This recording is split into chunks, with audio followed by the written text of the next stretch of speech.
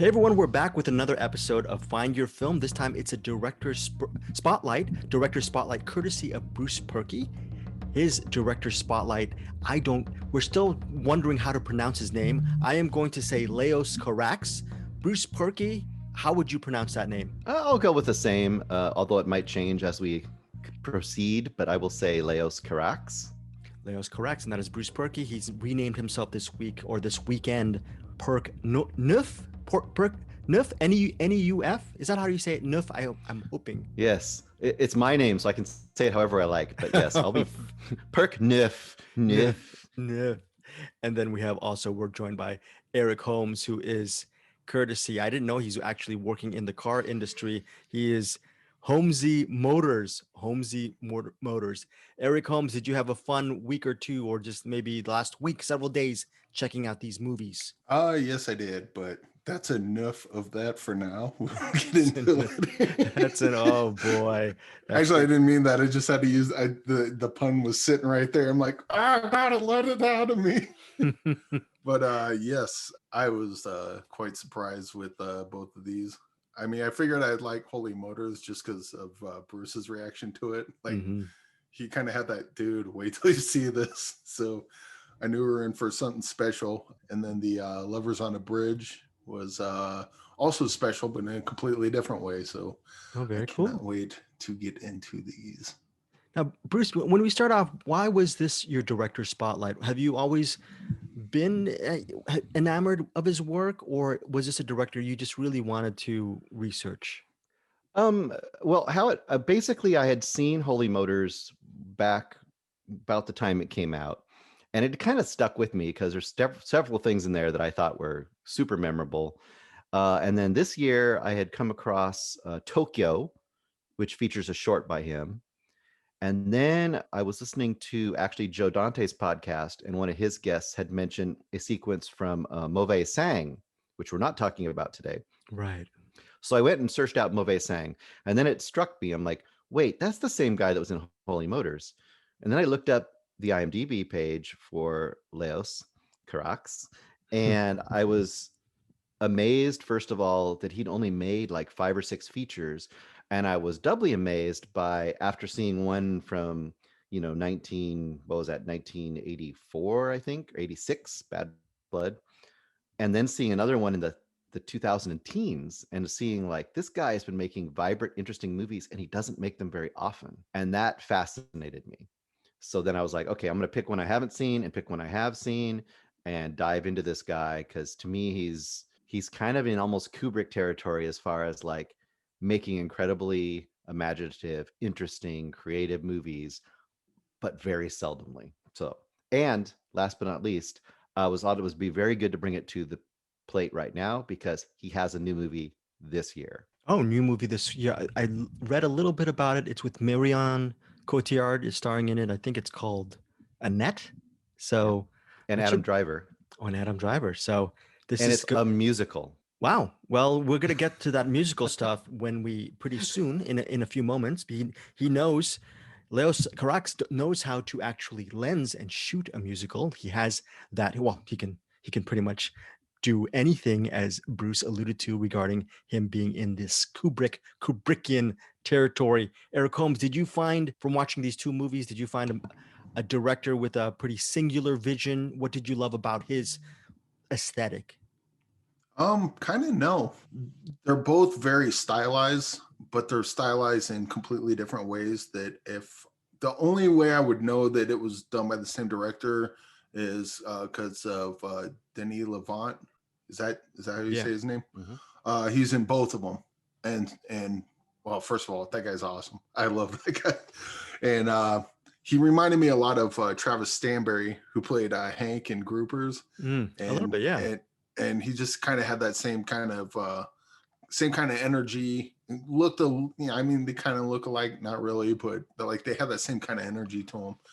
And but other than that and like the random weirdness, but like we've talked about jobbers before who do they do good work, but they're not their style isn't front and center. They're just servicing the story. And I think he does that, but he seems to do it on like his style seems to come with the don't give a fuck attitude to his filmmaking, which I think he has a lot of that, because he's just like, you know what, we want to put this weird shit in, and fuck it, we're gonna put the weird shit in. I don't care. As far as visual style, they look fantastic. Both movies look fantastic. They both have a style, but they're not a homogenized style. The style is striking, but it fits with the story he's telling.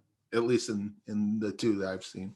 Very memorable. Both of them are very memorable films. Bruce, before we get into Holy Motors, Eric alluded to the sort of connection between Denis Lavant and Leos. What do you think? And you've seen his earlier stuff, and why do you think they connect so well as far as collaborators? What is that I link? I think at the beginning he was kind of using Levant as like almost a stand-in for himself, because at least two of the movies that he did, the first three with Denis, he named the character Alex, which is Leos's actual name, Alex. So I think he kind of put him as a stand-in, and then I think on top of that, he kind of found out that Denis is like game for anything and he has a super physicality. And as you see this, he's almost got that physicality of like an acrobat or a street performer or something. And as we will talk about, Leos Carax asks his actors to do a lot of things physically in his movies, and so I think that there's kind of I think he kind of found a partner in crime, like kind of a like-minded person in some aspects, and someone that could kind of be a stand-in for himself. Yeah, I mean, when you look at Denis Lavant's work, especially, we're going to start off first with The Lovers on the Bridge. You know, I'm thinking maybe Burt Lancaster used to had that physicality to him. I'm trying to think of other people. He reminds me of a little bit of a Brando, but then mixed it in with the indie spirit of a Steve Buscemi. This guy is a very talented performer. And in The Lovers on the Bridge, Denis Lavant plays Alex, a homeless man living on the bridge. Bruce Purkey is going to talk about that bridge pretty soon. And he befriends this artist, Michelle, played by Juliette Binoche. There is another person involved in that bridge, a friend of Alex's who gives Alex his downers because Alex has problems sleeping. He's an insomniac, but he needs his downers, but then his drug of choice ultimately becomes Michelle. They strike a huge bond regarding The Lovers on the Bridge. This movie is critically acclaimed. A lot of people believe it's a very romantic film, dark film. Was released in 1991, and it's a celebrated movie. It is an acquired taste, though. There's a lot of people who love it. I was reading a lot of reviews. There are some people who were detractors. Bruce, Yeah. your thoughts on The Lovers on the Bridge? Were you just highly impressed with what this movie had to offer? I see it as yes, I think it's really good. I think Leos is capable of masterpieces. I think this is like a flawed masterpiece. It's kind of like it's so off the rails at some points that you're just like, okay, where are we going? And it's really hard also, I think, to get a connection with some of the characters because they are very unwieldy in some aspects. Like the main character is Alex, but he's not a super likable guy. He's just kind of out of control. He's kind of down and out. He's obsessive. I think there are some barriers to just immediately connecting to this movie. But that being said, there are some things in here that are just so, to me, undeniably dazzling and fantastic from a filmmaker standpoint that is, if you like films, you should still watch this movie, even if you don't love the characters. So, Eric, do you concur with that regarding The Lovers on the Bridge? Were there moments of frustration regarding the characters, or were you pretty much swimming in the whole thing, the entire experience? Well, first of all, I was kind of confused at the beginning because The Lovers on the Bridge, I was expecting like a romance story, and it is, but not like you think. It starts off with Alex head on the ground, like digging his forehead into the concrete, like scraping the skin off his forehead. And then he gets ran over by a car. And then they bring him to a homeless shelter. I'm like, this was another one where I had to pause it. I'm like, let me make sure I got the right movie. I'm not sure I got the right movie. And then most of the movie takes place on the bridge because that's where Alex and the older guy live. and where I forget her name. Michelle. Michelle kind of lives too. I mean, for the duration of the movie anyway. Usually, like we talk about world building, and usually that means we're going to put a bunch of stuff and people and this and that, and you know, like you think of like the comic book movies, the Star Wars is Dune would be another one where like you talk about world building because there's a lot of stuff in there. But I thought this movie did a really great job of world building because for the most part we're on that bridge. And even when they leave the bridge for a certain period of time, they say, let's go back to the bridge. Yep. Whenever they said that in my mind, in my heart, I'm like, oh, we're going back home. Like it feels like home to me.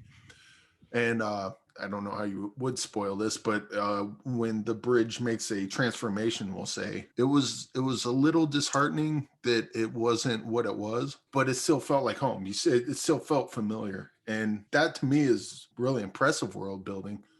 That you can build this whole little tiny contained world, and it means everything to these characters. And I don't know what your guys' reaction to it was, but to me it meant everything, and I just wanted to live in it. So the characters, you know, they had their problems. They definitely it gets weird sometimes, but it was the play. It was a world I liked living in for the 2 hours, and it's a world I would like to go back to and check out again sometime soon. Tell you one thing, this movie has been described as romantic by people who've reviewed it from years past. We live in a world of cancel culture, woke culture, which I understand that has its definite merits with the divisive and racist climate we tend to live in these days. So The Lovers on the Bridge, if it was made today, there would be a lot of just critiques on it. And I'm so glad that this movie, I was talking about singular, this is a movie in and of itself. There's a lot of violence here that people would just be going, what the heck's going on? But that is called, even though a lot of this stuff in The Lovers on the Bridge, there's a lot of fire in this movie. There's fireworks, there's fires, and it's visually alluring, but there's also a lot of very devastatingly heartbreaking and violent moments that I don't know.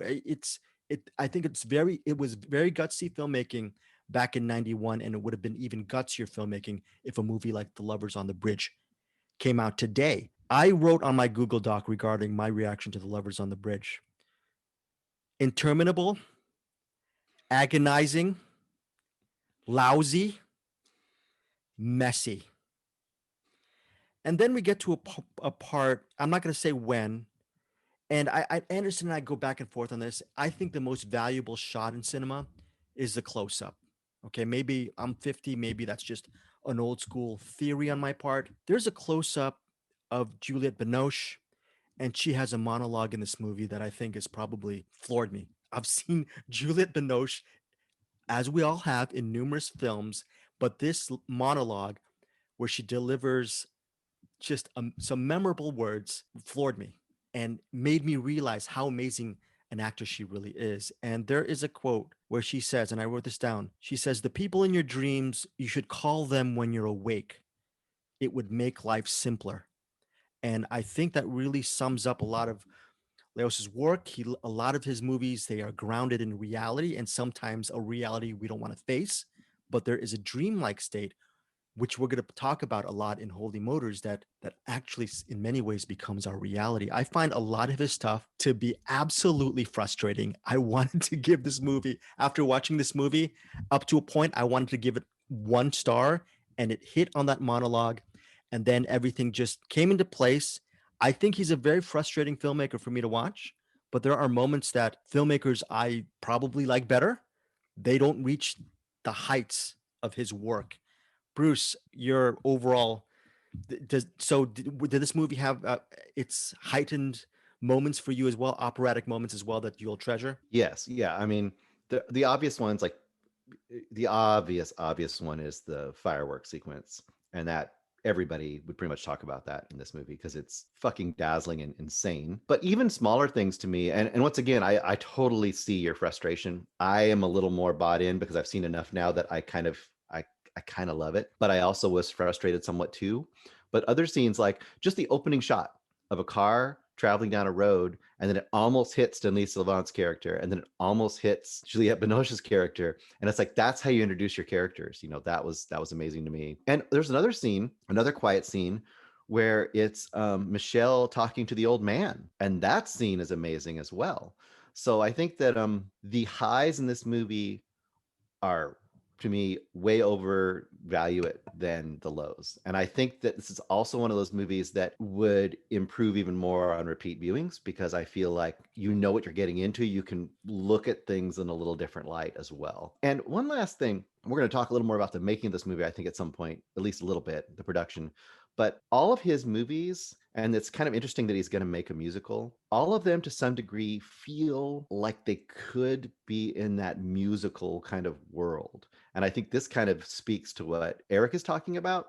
Like, this almost feels, it's gritty and realistic, but it also feels kind of unrealistic and like this giant stage that you'd get in like a classic musical, or Umbrellas of Cherbourg. We were talking about that before. Yeah. It weirdly feels like that, even though it's the absolute opposite kind of like characters and situation they're in. Yeah, I think we're going to get to HolyMotors after we talk about the making of some extra information regarding The Lovers on the Bridge. But just in interviews, Leos was talking about how he makes films for himself and not for the viewers. But then he qualifies that by saying, but I know there are people who are going to see the movie, so I have to take into consideration story structure and editing and making it look palatable or immersive to the viewers. So he's giving a little bit of a he says it's for himself, but he understands the reality of the situation. But that's what I find really interesting about him. I had so many strong reactions, high and low, and I don't think I've ever had that for a filmmaker. I'm trying to think of filmmakers that have gotten me so frustrated and so inspired in one fell swoop. Eric, do you have any filmmakers who do that for you? I don't know. Yeah, no, this guy, can't really think of anything. I did want to point out though, the first of all, the character Alex sure gets around on a cast pretty well. The physical performance, I think we already mentioned it, but the physical performance of Denis is pretty great through a lot of this. And did you guys get a sense of like jump scares in this? But not like jump scares like horror movies, like, you know, cats popping. Like when he's dancing on the ledge on the bridge, I'm just like, dude, you're gonna fall.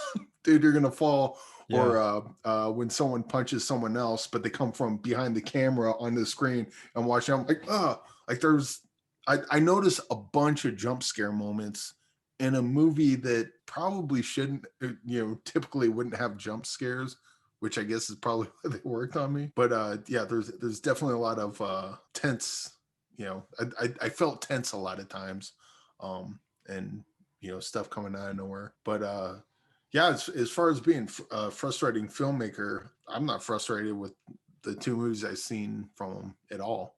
In fact, and to your point about he makes the movies for himself, but he has to like edit it and make it like look good. I'm guessing he likes movies, so he probably, you know, I'm gonna paint a picture for myself and hopefully other people like it, but I'm not gonna just paint a white canvas, because I don't find that interesting to look at, and probably no one else does either. Or maybe they'll be pretentious and look at it and go, oh, look how white the canvas is. It's about his soul and how the purity of his soul. Or whatever. I'm at least going to draw a line on it or something. Well, The Lovers on the Bridge is not, like you said, it's not a white canvas, not a blank canvas. Bruce, can you tell our listeners about sort of like what Eric was talking about, the world building specifically of the bridge and this whole environment we see on screen? Yeah, and this is, I had no idea when I watched this movie at first that this is a really storied and known movie in movie history in France. It's like kind of their Heaven's Gate. And for people who aren't as old as us, who don't know what Heaven's Gate is, that was this giant overblown budget of a movie that kind of became notorious for spending so much money to build these sets and stuff, and for this artistic vision. And of course, we've had other things, Waterworld and so on and so forth. Well, in this movie, they were supposed to have, I think, 10 days to shoot on the Pont Neuf Bridge, which is the oldest bridge in France. And the whole idea in this movie is that it was at that time under renovation. So that's why it's kind of this oasis for these characters. It's under renovation during that time, so they can kind of escape to this bridge. So they lost the time to shoot on the bridge in real life. So he went to some lake in the south of France and rebuilt an entire full-size replica of the bridge and the facades of all the surrounding buildings and the streets right around it. And I sent a couple pictures to Greg and Eric, and it's like massive. And I think that's what creates this not only incredible like control of the space, it seems. I watched the scenes now, like the fireworks scene. We won't talk too much about it other than say it's amazing. And there's cars moving in the background. There's all kinds of stuff going on there. And it's like that all is being done on this giant exterior outdoor stage. So that's pretty incredible. And I think this production took like 2 or 3 years. Denis Lavant like terribly hurt his thumb during the production. That should tell you a story of why something happens in this movie. He broke his foot. That should tell you about something that happened, why something happened in this movie. In this movie and the movie before, I think Leos Carax was in various stages of a relationship with Juliette Binoche. So that's this whole thing. Oh, okay, yeah. And that will come to play in HolyMotors later too. Oh, very good. There's a scene that goes back to that. But kind of talking about your frustrations, Greg, I think to me, that's the epitome of someone who's really exploring their vision uncompromisingly.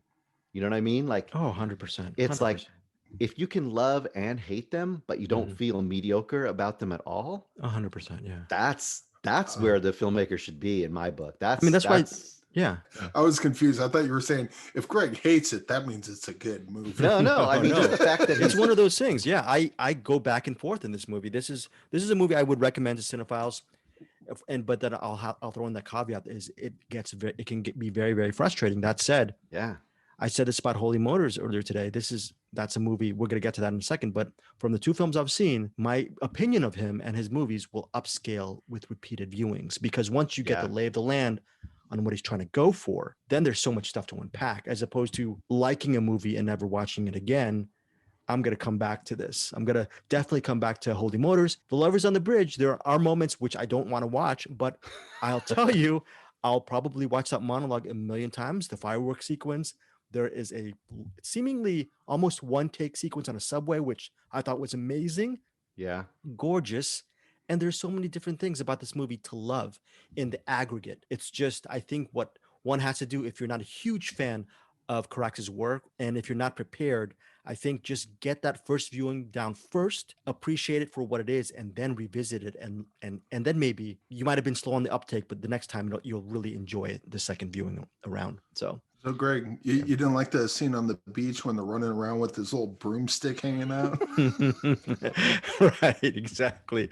There's a couple of sequences, so traumatic art gallery sequence. There's a couple things here, Well, that beach sequence, because you only see him in for anyone listening, you only see him in silhouette, but there's like it looks like this freaking like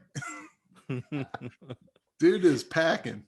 Yeah, well, and I was like looking at that, I'm like, what's he got on there? And he turns around and then he kind of flops around. I'm like, oh, that's a boner.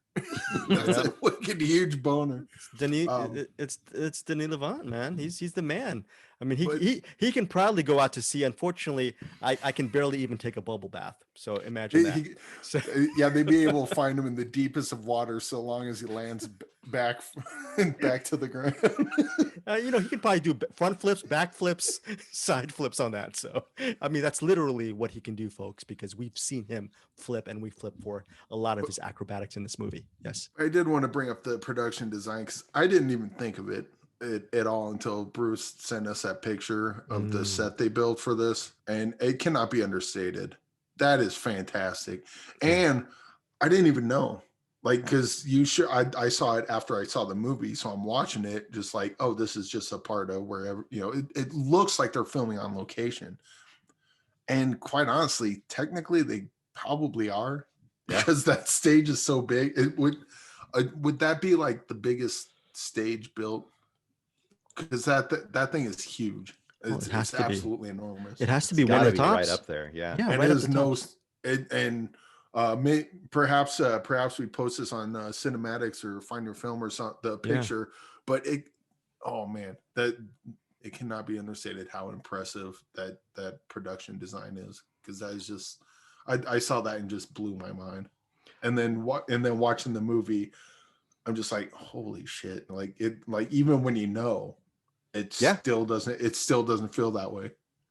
I was going to mention one last little thing about this, and in that same sequence, first of all, people had mentioned he must be maddening to work with too. In the same way that you're maddened by him, Craig, he's probably maddening to work with. Someone mentioned like he's the kind of director that would shut down the Champs-Elysees. If you know what the Champs-Elysees is, like the biggest avenue in Paris, he'd shut it down for a cutaway of someone's hands. Like that's the kind of director he is. But did you also notice? Wasn't it really weird? There's this one really short sequence, and it's probably less than a minute, where they have built an oversized stage.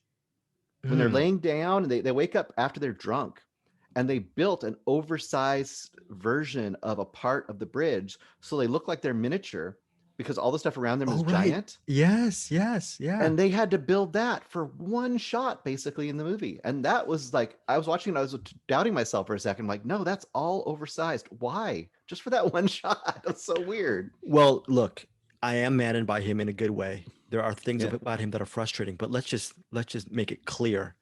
I have to give, you talked about uncompromising. I have to give this guy the utmost credit, because you have a filmmaker who could have done at least 4 or 5 more films during his career and actually cater to the lowest common denominator, make tons of cash doing genre. We love genre. We love our genre films. I'm assuming he's very uncompromising, and he wouldn't have wanted to maybe stoop to that level and compromise his own way of storytelling. I don't know. He has the qualifications to make any movie he wants. And we're going to get to HolyMotors, and it's basically like he's making 20 different films, which is awesome. So isn't it weird? I mean, didn't you feel, I felt when I watched this movie, at being a great, big, huge movie fan, I'm like, how do I not know about this movie? How did I not know about this movie? You know what I mean? Yeah. I mean, it elicited such a strong and passionate reaction. I'm so wavering on this movie. I would recommend it, but the fact is, I'm again being mad. I'm a little bit mad. I'm a little bit mad that a lot of people, this movie doesn't get out there in the forefront a little bit more. I'm wondering if Leos Carax directed Waterworld. We bring an ocean to Mars. It is otherworldly, and we need an ocean up. We will bring the ocean to Mars and shoot all on Mars. But not the whole movie. No, we just need a close-up of Kevin Costner's hands. Exactly. Okay, so that is The Lovers on the Bridge, released 1991, starring Denis Lavant, Juliette Binoche, and I don't know the third actor, the guy. He's also good in this movie, and he's sort of. I wrote it down. It's Klaus Michael Gruber. He's very good in this movie as well. It's basically a two-hander with civilization as her backdrop, but he is a very important element as well. He's not just the guy who gives the downers. Okay, so he has an important role as well regarding The Lovers on the Bridge. By the way, The Lovers on the Bridge is currently streaming on Paramount Plus, which is where I saw it. Eric Holmes, and Bruce, how did you guys see this movie? I rented it on Amazon. I think it was only like $2, like $2. It wasn't expensive at all. Okay, cool. And listeners, this is, since I am the big sellout out of the three, if you ever purchase any of these links, I'm going to put it in the show notes. If you actually watch it, order The Lovers on the Bridge or HolyMotors via our show links. We'll mention you and we'll tell us what you think. I'm a sellout. Yes, Eric Holmes. I didn't. We talk about physical media, and I should have looked this up, but I just thought of it right now. Is this on like Shout Factory or Criterion or something? Because if there is one movie that I would absolutely love to see the behind the scenes on, it's this one, especially given the production design and everything that went into making this movie.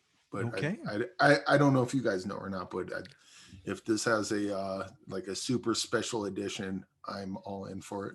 There is a Blu-ray, but I don't know if it's a special edition at all. So I don't know. And we know there's also, you know what? Probably there's definitely a Shout Factory or some kind of release on Blu-ray for HolyMotors, which we'll get into right now. But I'll leave those links as well. Yeah, if you guys see it through our links, whether or not, just tell us what you think of the movie. We'll mention you on the pod. Email us, shop through those links, hit us up. at info at Criterion. findyourscene.com. Yes, here it Criterion, comes. Lovers on the Bridge. Get on that. Get on, yes, get on Lovers on the Bridge. right. And Bruce Purkey, do you get on Eric Holmes's quote? Yes, you second that. Yeah, I'm amazed that at least one of his movies is not on Criterion. I don't understand how that has not happened yet, unless he just has a bad relationship with someone at Criterion or something. Well, I know just watching some of his interviews, Leos Carax does not like making straight eye contact with a journalist, which I find a little bit maddening, but he definitely angers and maddens me in a good way, in a passionate way, because cinema should pretty much be about passion, the best of cinema, at least. And that is what The Lovers on the Bridge is about, and also what HolyMotors is about, released in 2012. Bruce, can you tell us, can you just do the intro for HolyMotors? What can we even say about this movie other than I'm a little bit envious. I've never been driven for a full day in a white stretch limo. So yeah, this is a hard one to describe other than kind of the basic concept. The basic concept is early on in the movie, you're introduced to a character named Mr. Oscar. He's like the oldish businessman, 50, 60, something like that. Who's the lead? Played by who? Denis Lavant. And he walks out past like armed guards and everything, and he's talking about different stocks and stuff. He gets into a big giant white stretch limousine driven by the character Celine, played by Edith Scobe. Who's she? Who is the young woman with the mask in Eyes Without a Face. Eyes Without a Face, which I apologize, I still haven't seen Eyes Without a Face. I hear it's so good. I think you love that too, Eric, right? You love that too? Eyes Without a Face is very good. Very good, very good. So anyway, he gets into the limousine. She drives off. She says, you have something like you have 9 appointments today or something like that. And he starts pulling out a booklet, and you're not sure if he's just like going to meet different clients or what's going to happen. And very quickly he gets out of the limousine, and instead of being himself, he's like an old lady, like an old homeless lady or something, walking along the street bent over. Yeah. And then he gets back in the limousine, and you quickly discover like, oh, he's an actor, and he keeps going to 9 different roles. So basically that's the idea. You drop into all these different vignettes, all played by Denis Lavant, all looking different, variety of different styles of sequences. Some are emotional, some are funny, some are outrageous and like surrealistic, and that's what we'll have to talk about. I think this movie is fantastic. I liked it when I saw it, but it stuck with me. And I think this is one of those movies, it's almost an anthology in a sense. Yeah, it's vignette driven, definitely vignette driven anthology. But it definitely works as a whole. I mean, it's talking about some things. So it's definitely talking about some things. Speaking of some things, Eric Holmes, what did you think of HolyMotors? I don't know if this is what you meant by frustrating. I didn't understand this movie at all, but I loved it. Enough said. I'm like, I got no idea what's going on, but this thing's so freaking insane. I cannot wait to see what happens next. Because that's interesting. Like he's going out as the old lady begging for change, and my first thought was, oh, okay, he's a rich guy pretending to be a homeless person to get money. This is like a commentary on homeless people. Nope.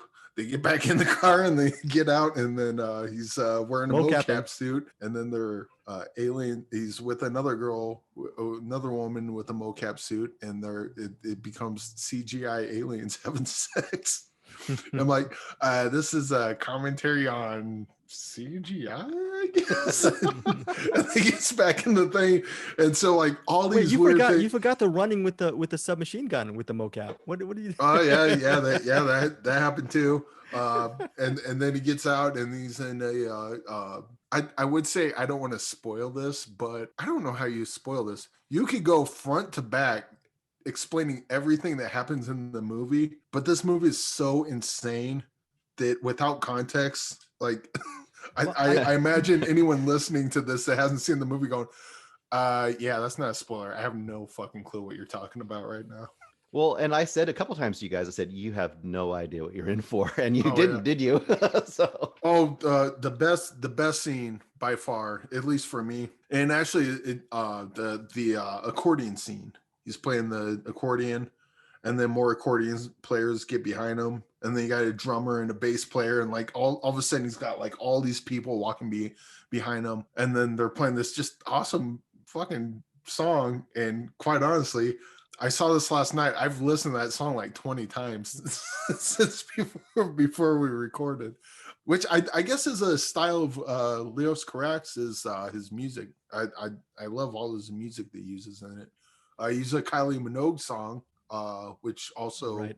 she showed up later in the movie, but Right. that Yeah. was That one. playing when he Can't picks up get you his out of my daughter, head. Yep. The which is foreshadowing. also weird Yeah. because he picks up his daughter. That's not his daughter. That's he's playing the Yep. character of this girl's dad, which is like the only thing I can get out of this movie is probably maybe it's a commentary on like how we all wear masks in our data. Like I present myself differently on this podcast as I would to someone at work.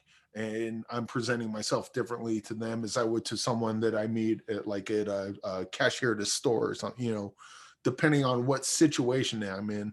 I'm a different person, you know, to varying degrees. Maybe it has something to do with that.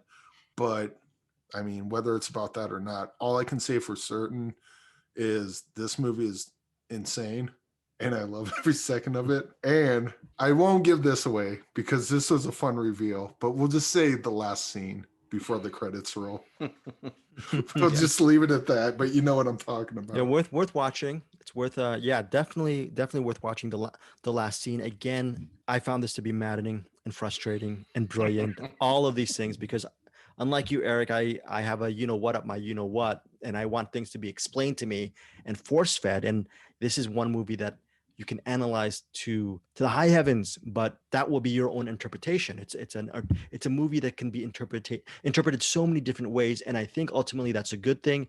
Listeners, I think what you should do is you go into HolyMotors not reading all of the essays or what it's about, and just go into it like Eric and I did.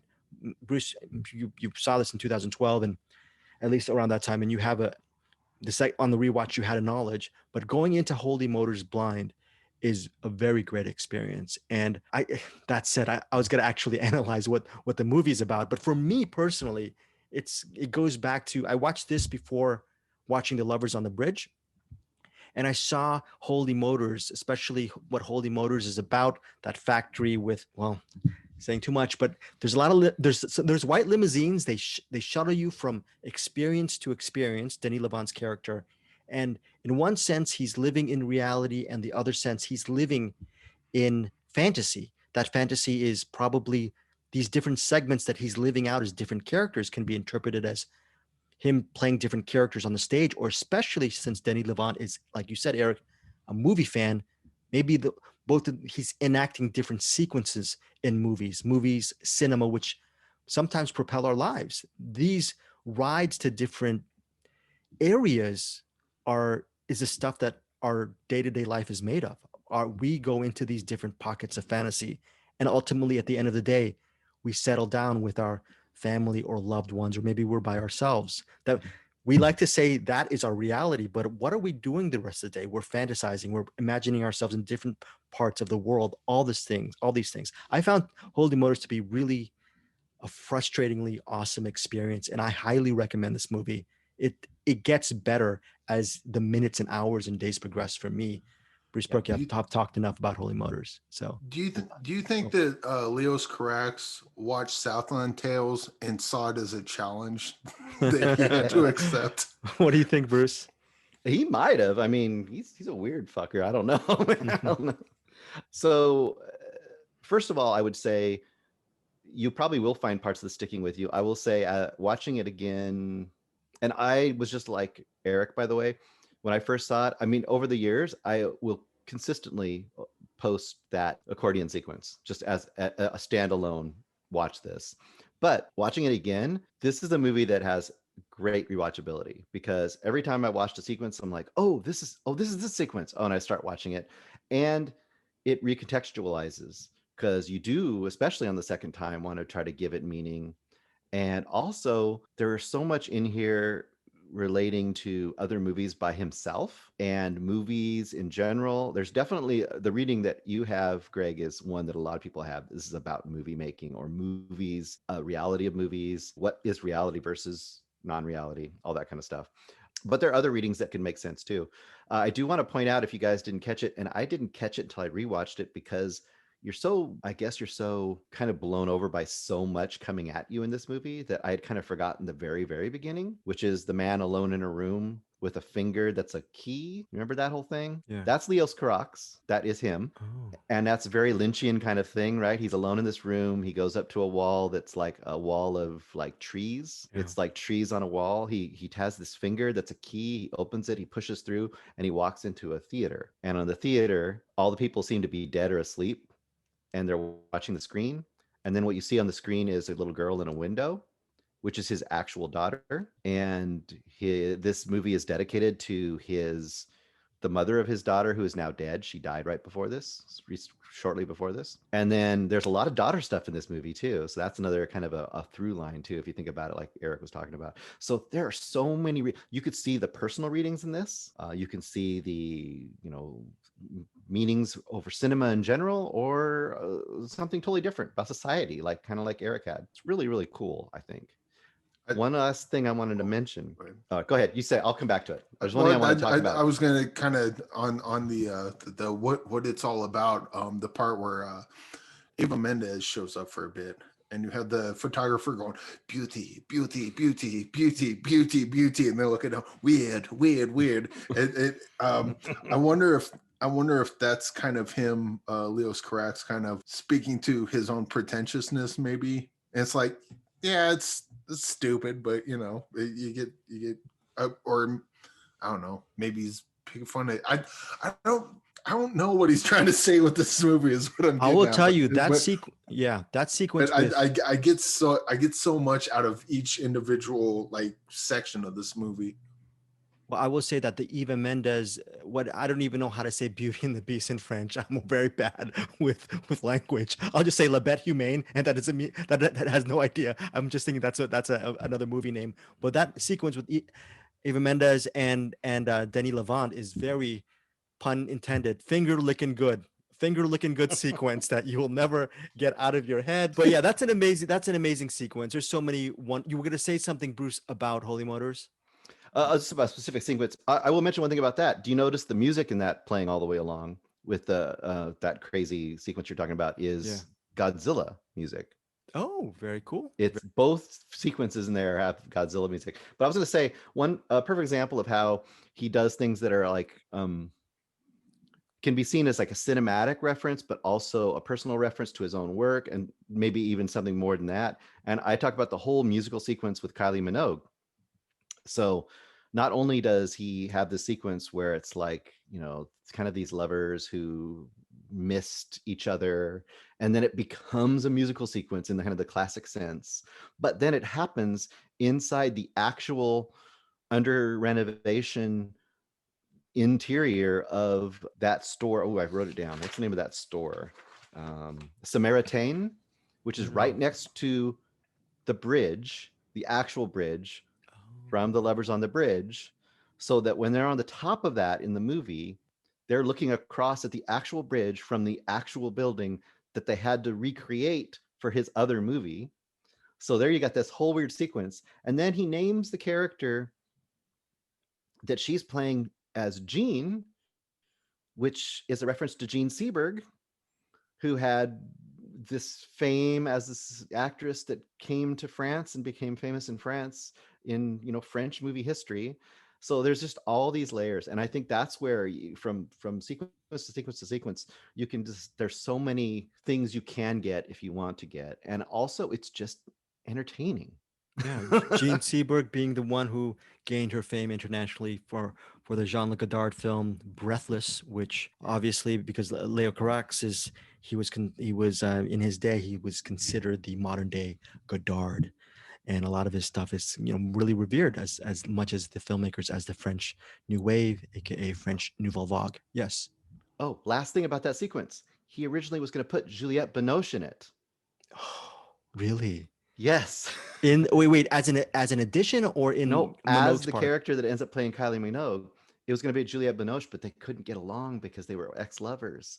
So the fact that he cast somebody else in the role of Juliette Binoche, in the role of somebody else, stunt cock.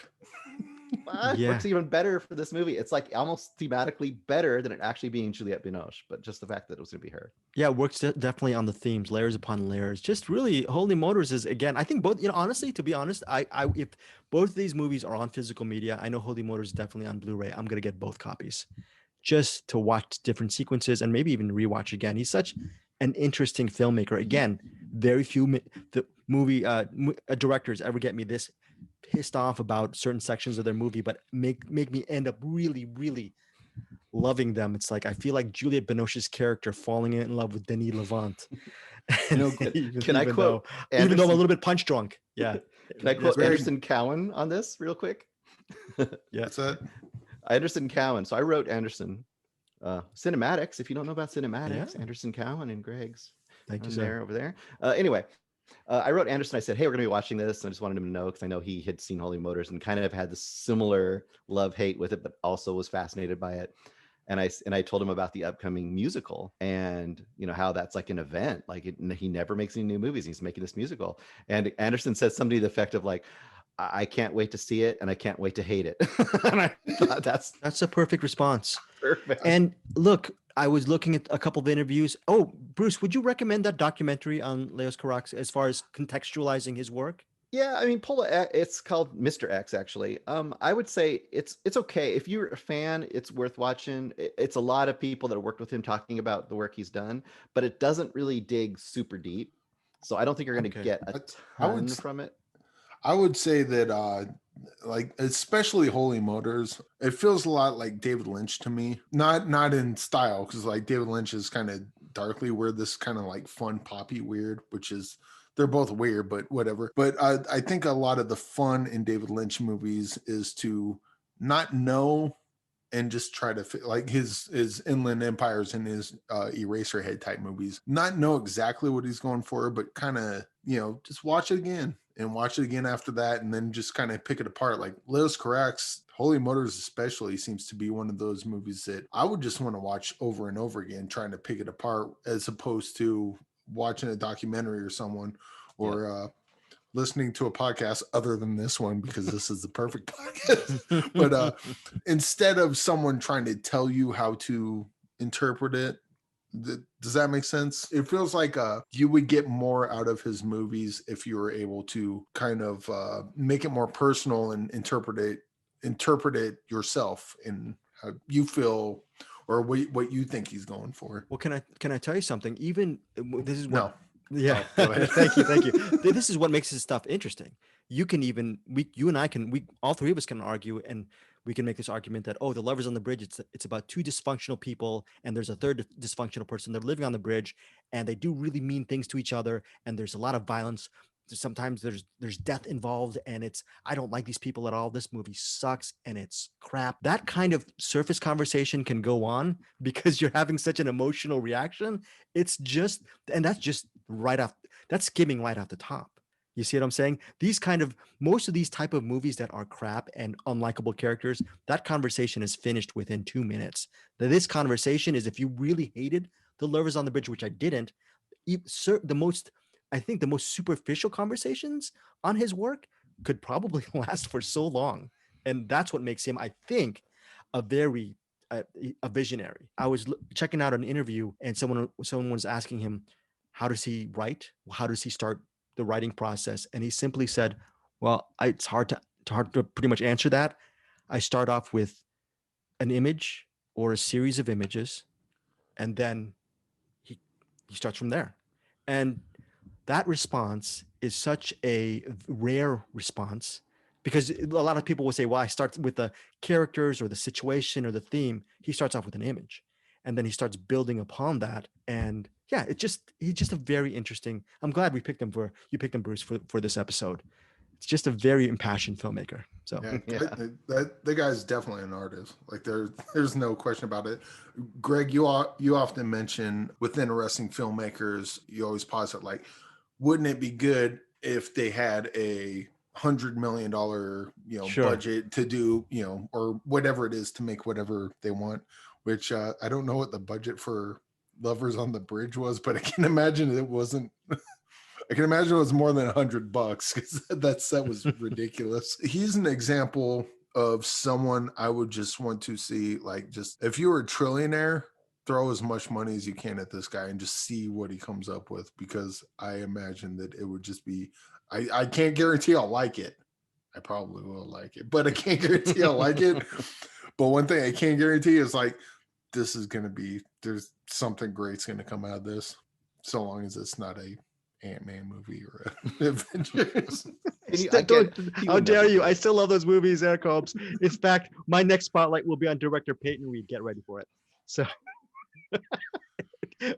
Bruce, to your point, and to Eric's point, do you think it's what's so wrong in galvanizing the audience one way or the other, which his movies tend to do? Why are these filmmakers so rare, as opposed to most directors they're trying to work the bottom line and to cast a wide net of positive reactions? When Leos, he knows by making these stories, he's going to get a lot of people who would say, "What the heck are you doing?" But he's going to get so many different reactions, good and bad. I mean, I don't think you get very many of these because most people want to make money. I mean, this isn't going to make money, right? I mean, the studios don't think they're ever going to make money off of galvanized responses. I mean, if they could assume that the galvanized response was always like, we love it, sure. But that's not usually how it works, you know? Yeah. So you get mediocrity, you know, because that's gonna sell. I mean, for example, I showed you guys, there's a couple posters for The Lovers on the Bridge that makes it look like Sleepless in Seattle. Oh, sure. Did you see that one poster? Yeah. And you're looking at it, you're like, oh, okay. And if I would have shown you that this is what we're gonna watch, you guys would have been like, what? So you can tell that even then, that some people at some point they tried to sell it. You know, that's why I was pissed off middle of The Lovers on the Bridge, because why is this more of a Darren Aronofsky movie to the nth power as opposed to a Nora Ephron film, for Pete's bleeping sake? Definitely not Nora Ephron. Surprisingly, this is not French Kiss with Meg Ryan and Kevin Kline. Can it be a Lawrence Kasdan movie? I think there's also a place for, like, the David Lynch and Leo Carax's of, selling movies. What do you call that? Distribution, right? Yeah. No, not distribution, but like advertising. Sure. Like, hey, how do we make movies of this? Well, or how do we make money on this? Oh, we can't, because we can't sell this the same way that we can sell Star Wars, and that's true. But there's other ways to, that if you want to make money, there's ways to make money on movies like this. You just have to go about it in a different way than you're not going to sell this. You're not going to sell this to the MCU crowd, and you're not going to sell this by getting people to the theaters. There's other ways to, and I don't know what these ways are. If I did, I'd be a millionaire. But there's other ways to sell and distribute and make money off of movies like this, so that you can make other ones. You just have to be as creative as the artists are that are making these type of movies. And I think a lot of people working in the industry to sell movies, I don't think that they're used to, this is what works for this movie, and so we're going to box it all and we're going to try to sell every movie the same way. And if that movie doesn't fit in the box, then we'll just say we can't do it, not knowing that box is pretty constraining and there's plenty of other possibilities outside of it that they're not even considering. 100%. But we understand. I understand the marketing. We understand that's what marketing. That's what I'm sorry. My bad. Go ahead. Yeah, I understand the marketing behind this, but there has to be space for these type of movies. And just this really negative reaction that I had from watching a lot of both these movies and then just being rhapsodic and then negative and rhapsodic. These kind of emotions that I go through, we see a lot of movies. The fact that I get to feel this way about his work is really cool and also frustrating, because I don't see other filmmakers doing that. And maybe it's to your point, Eric, maybe there's a million other Leos Caraxes out there, but they're just boxed in because of their circumstances. Before we go, we also have to mention Denis Lavant in HolyMotors. Yeah. I look, hard to beat this performance, period, right? We are getting how many characters, Bruce? And they're all, Eric, how many? Is he that? Yeah. This is not a performance. This is many performances.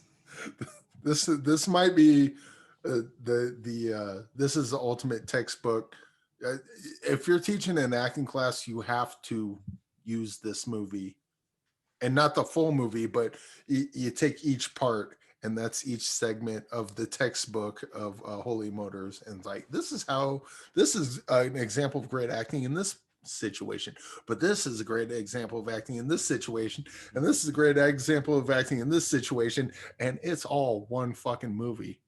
Yeah. In 2 hours too. Didn't take 4 hours, just 2 hours. And I would say, and yes, by the way, this is the time we're spending 4 hours on these two movies instead of something else that's 4 hours. But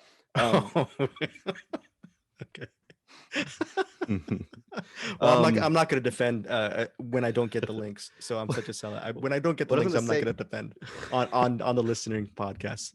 We still, well, at least I still love you, Zack Snyder, but you turned me I was down, gonna do man. one little comment to go with the All right, Denis keep it Lavant, going. like just to also like pile on to how awesome the Denis Lavant's performances are in this movie.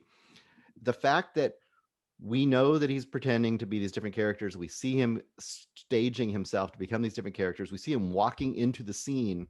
And the fact that in many of those scenes, I got sucked into the scene and forgot and was like in the scene. Oh yeah, that's what.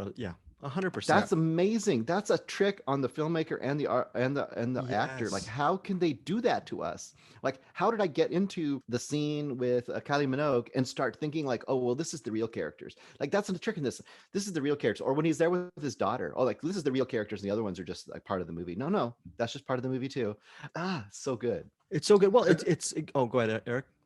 I would say anyone listening to this, and let's say you're watching HolyMotors, and it just doesn't, so some people don't like weird shit, and that's fine. There's nothing wrong with that. It's taste.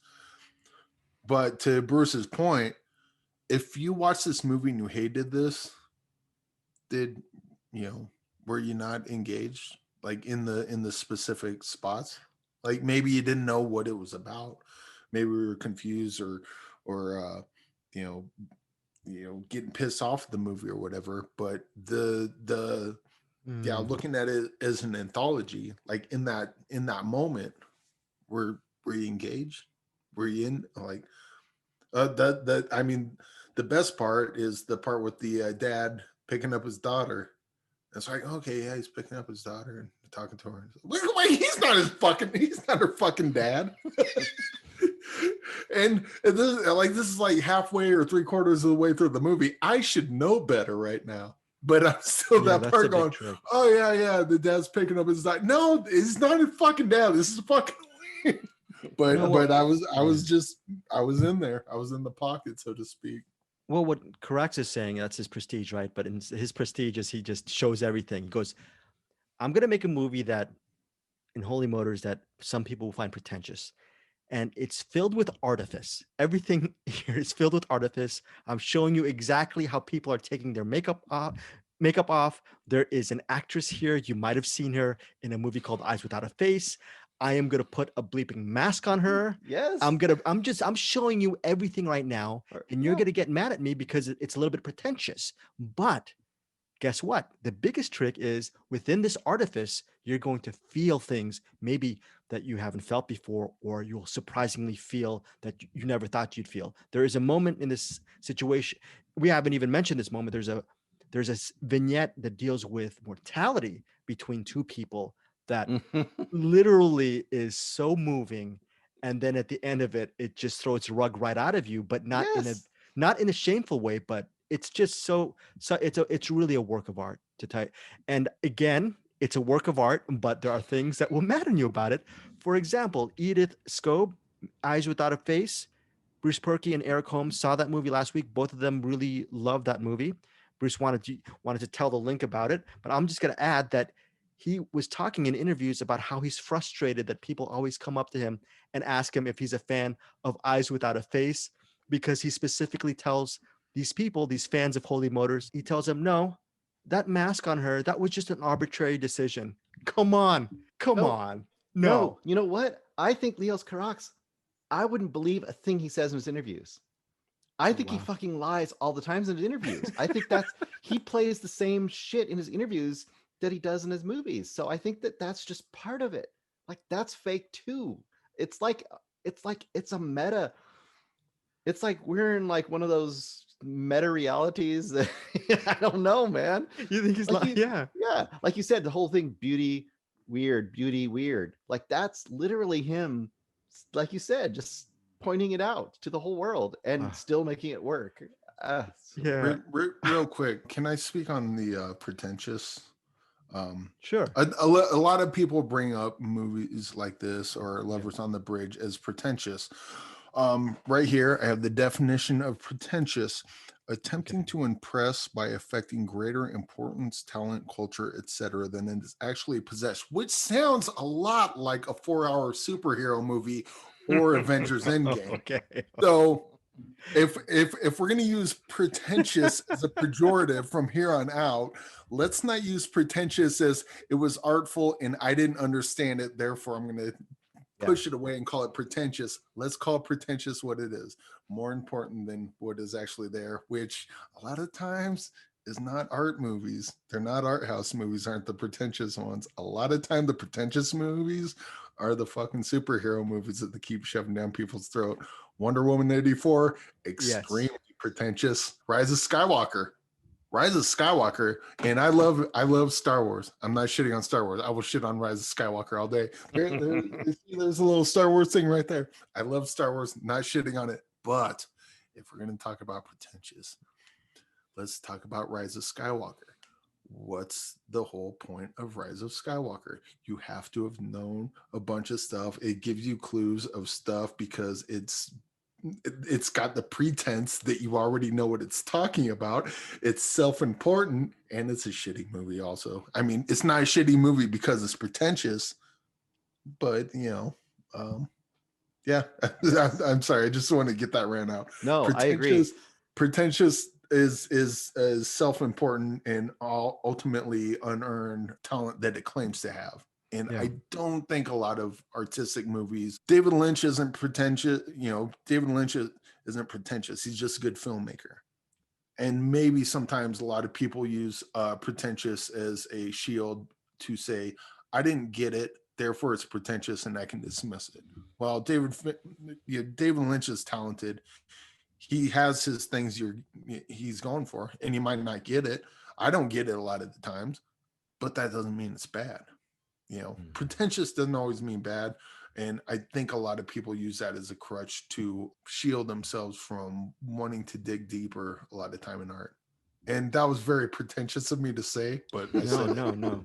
I think sorry about that. I think a lot of people, regarding the pretension stuff, I think a lot of people will ignore or overlook HolyMotors and the Lovers on the Bridge because of that pretentious tag that is placed on it. But the good thing about it is, like we're talking about artifice, you can just jump over that fence because his work is not pretentious whatsoever. It's like what art should be: maddening, frustrating, all over the place, messy. It doesn't cater. It, like you said, it's uncompromising, Bruce. I find his stuff to be. By the way, I can't wait to watch his other films. Bruce, you've seen his other work. Do they reach I haven't seen all of them yet. I haven't seen. I started watching Boy Meets Girl, which is his first feature, and it didn't quite capture me, but I'm going to go back to it. Mauvais Sang, though, his second feature, which a lot of people got pissed off about at the time. I think it's kind of his love letter to all the French early filmmakers. Mauvais Sang is one I would say you guys should both check out, because you can see a lot of the things getting worked out. And that's when he met Juliette Binoche. And cool. The camera loves her in that movie. And Denis Lavant's in that one. And it's got some pretty amazing sequences, and it's got some weird stuff. It's the same thing. It's the same thing. You're going to be in there and be like, what the fuck? Julie Delpy, too. Very, very young Julie Delpy. It's worth checking out. And Pola X isn't available anywhere. Unbelievable. So Pola X, I've heard, is kind of his least kind of over the top movie, so it may not be as good as these other ones. It's basically, if you think about it, he's done he did Lovers on the Bridge, and then like 20 years later almost, he does HolyMotors with only Pola X in the middle as kind of like a palate cleanser for himself, I think. Although I will say I have watched, and you guys should all check out Tokyo! Exclamation point. Right. That is worth it, because that is the origin story of Monsieur Merde, the crazy guy that climbs out of the sewer. Oh, and cool. This is a 3-part movie with 3 directors. And the other two directors are, Michel Gondry and another one. yep, you know the other one is, I believe it's Bong Joon-ho.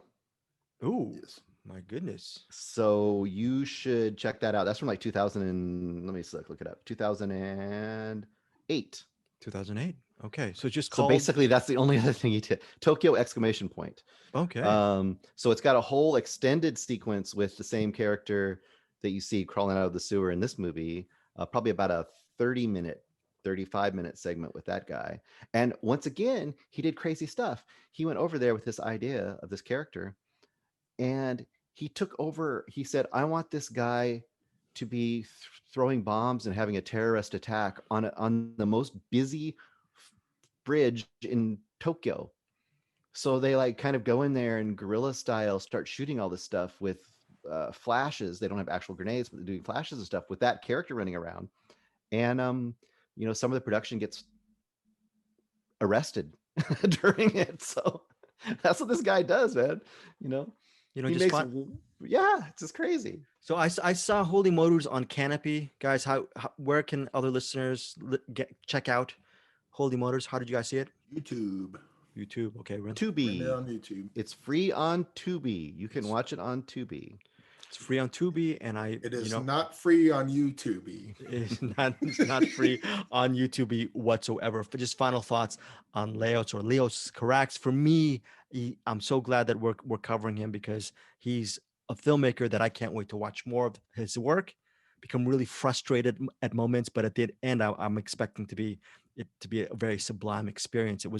I actually crammed in his movies within a 24-hour span, so I feel my head is swimming with thoughts. So that's a good thing. Eric Holmes, final thoughts on these films and on the filmmaker. Yeah, I think Lovers on the Bridge, there's a certain group. I think my sister might like something like that because she likes the romantic movies. And it's weird because some people that are into that might be turned off by some of it. But I mean, this guy's a very interesting filmmaker. And I'm like, he's got the musical coming out. I'm going to watch the musical. I'm excited for anything this guy comes out with. Whether or not I'll like it, probably will, but Exactly. I think that's less important than I'm more excited to see like what fucking other weird shit does this guy have up his sleeve. I'm because he just I don't know all the stuff he does that I've seen so far is really interesting and really crazy, and I don't think he cares, which I appreciate, and he just kind of goes for it. And I look forward to seeing what he does next. And whether or not I like it is irrelevant because he's an artist and he's gonna do what he wants anyway. And I'm more interested into seeing what falls out of his brain more so than I'm interested in whether or not I personally will like it. Because I think that's Great. the least important thing of anything. Well, I think you have a good point. Sometimes you feel like he doesn't care. He makes movies for himself, but sometimes by not caring, that's the greatest act of caring because you come up with, like you were talking about, Eric, just a very intriguing, interesting, and everlasting work of art. And Bruce, final thoughts. Just that I was happy to like bring something that neither of you had seen, and also to bring something that I'm excited about and have similar. I'm kind of right between you two. Like I get frustrated by him too, but I was really excited to bring something where, as much as I love discovering, an old filmmaker I'd never heard of before, but the fact that we can bring somebody here that still potentially has more greatness to come. Like I want to be able to do that once in a while too, so we can be like, and I say it again, I don't think of many directors that make movies so seldomly that I'm so excited for the next movie to come out just to see it. And I feel like the problem is kind of like Kubrick. If he keeps at this pace, you only have so many more movies from this guy. If he's only Yeah. going to make one about every 9 to 10 years, I mean, how many more movies are we going to get? Maybe 3, 4? I mean, so let's get them while we can, I guess. So yeah, it was fun. All right, for our next director spotlight, Eric Holmes, we're going into this different wave of filmmaking as well. Can you tell our listeners what to expect for the next director spotlight?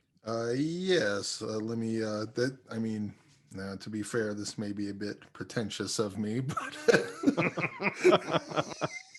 Very cool. Very good. We're gonna get into the Dogma 95 movies. And so I don't know about you guys. I've heard of Dogma 95. I'm familiar with it, but I haven't really seen any of it that I'm aware of. And there's like the whole list of stuff that falls under Dogma 95. And so this one's not really a director's spotlight because one of the rules in Dogma 95 is the director. You don't mention the director. Like you don't. I guess I could pull it up, but it's all about storytelling. They're set with limitations to be as pure storytelling as possible. And so I figure we'll start with the Dogma #1 called The Celebration, directed by, well, I'm not going to tell you, am I? Because the director is, and so the three of us will do that one. And then I got one that I'm going to do, and I wanted each of you to pick one that you're going to do. Okay. And we'll tease it now, but you won't know until we do the Dogma 95 director's spotlight, air quotes. And I haven't given you guys the rules yet on how we will direct these. Very cool. But we'll have some. This is absolutely pretentious. This is textbook pretension, what I'm doing right now. But again, like you said, being pretentious, it does not have to be a bad thing if it's executed in such a way like these films are. No, but I guess what I'm going to try to do is like how Dogma 95 is trying to distill storytelling to its most not perfect, to its apex, but to its like pure core elements, kind of. Core elements. It's pure state. I want to try to get movie criticism down to its pure state. You know, I'm a co-host on this podcast, right? So that's kind of impossible, correct? Eric, I am impure. I'm sorry to tell you. I'm in the mud. You know what? I'm going to change Holy Cinema. I'm going to change my name to Mudbound. So I will be Monsieur Merde Purkey.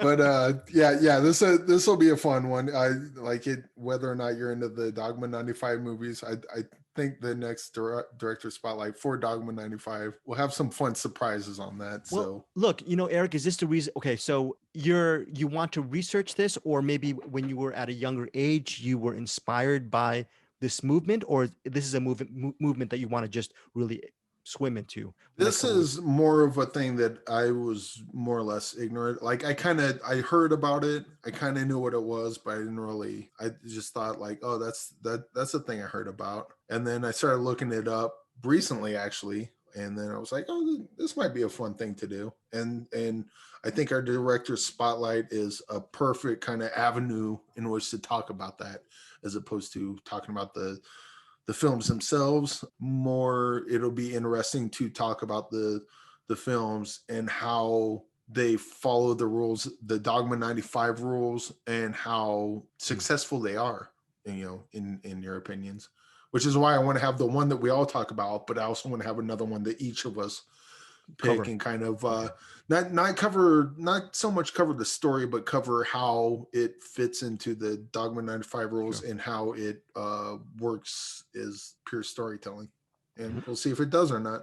All right, listeners, so that'll be in a couple of weeks when we do Dogma 95. The caveat, the warning I have for that episode, which comes in a couple of weeks again, like I said, is please listen to Eric Holmes, as he's going to be spearheading this episode, as well as Bruce Purkey. He's a big cinephile. Just a little story before we go.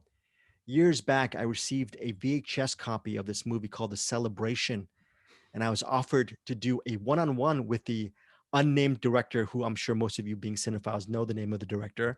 I left that VHS copy sitting on my desk in Culver City, California, never to watch it. I was probably doing something like going to screeners of like the Mighty Ducks 1 or something like that during that time. So please, when you listen to that episode, take my analysis of Dogma 95 with, oh, by the way, you know what? I'm going to give myself a little bit of credit. I remember getting the Academy screener to, what is it called? Breaking the Waves, and being blown away by that experience. So I will say, though I am stuck in the mud, there's sometime once in a while I will see the light. So all right, so that is it Bruce Purkey, this was your show. What close it out for us. Holy what? Yeah, just thank you for going down the path with me of this craziness, and everybody go watch HolyMotors tonight. You're gonna have an experience. You're gonna have an experience. Go watch HolyMotors tonight, folks. Tell us what you think of HolyMotors. Also, see The Lovers on the Bridge.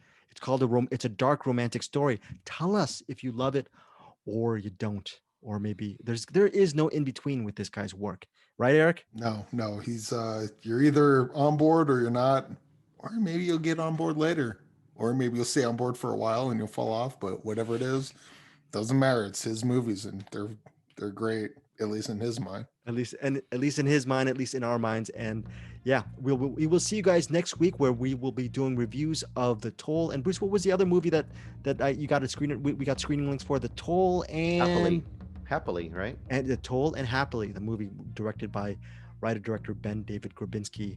We will see you guys next week on Find Your Film.